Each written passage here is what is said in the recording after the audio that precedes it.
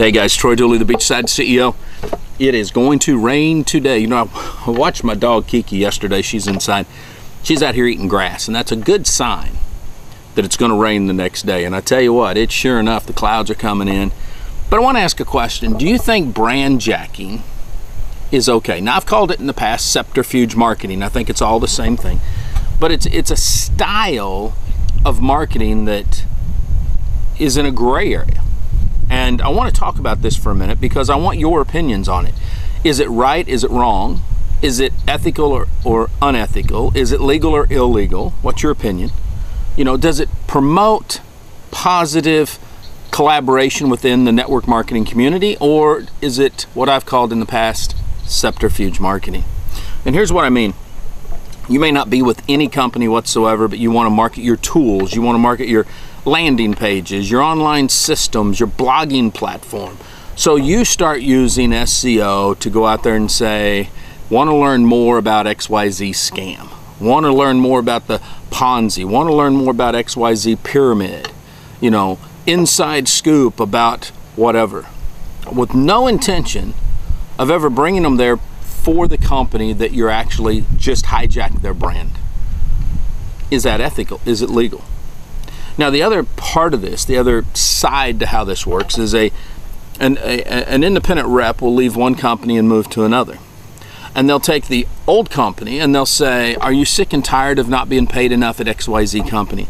Has XYZ company screwed you? Did you hear about the XYZ pyramid? You know, is XYZ a Ponzi scheme? You know, all this kind of crap. And then when you get them on your website, you never talk about the other company. All you do is talk about the current company you're with. Is this ethical marketing? Is it unethical marketing? Is it right or wrong, illegal, legal? What's your opinion? That's what we're asking here. Now, I want to share some insight from my side of it as an outsider looking in. Many, many times I will get people that will watch one of my videos on a company. And when they're done, they'll leave a comment saying, Troy, thank you. This was really a great video on this company, and I was so glad to see you weren't trying to pitch me into something else.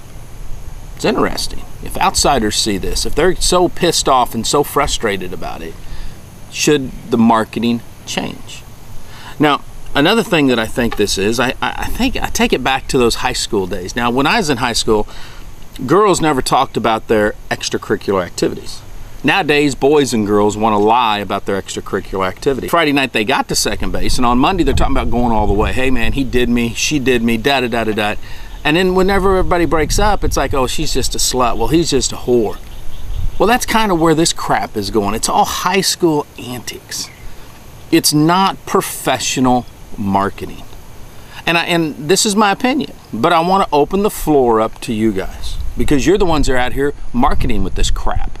And I think I can see a straight up dividing line. I see companies that perpetuate this. They want it to happen, and they brag about their people that are doing it. And you know what? Those companies are not growing. And then I see these companies out here that are still doing it with ethics. They're not out there when somebody leaves. And these are leaders more than the companies, but companies are the ones that push sometimes behind the scenes.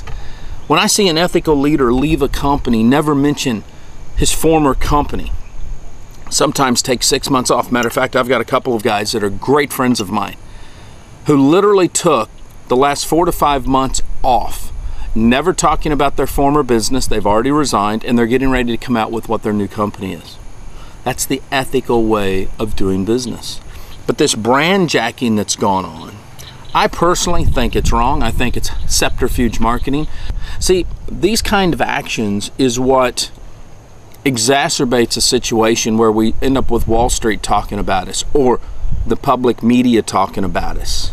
It's where you guys, without even knowing it, put harm to the whole team.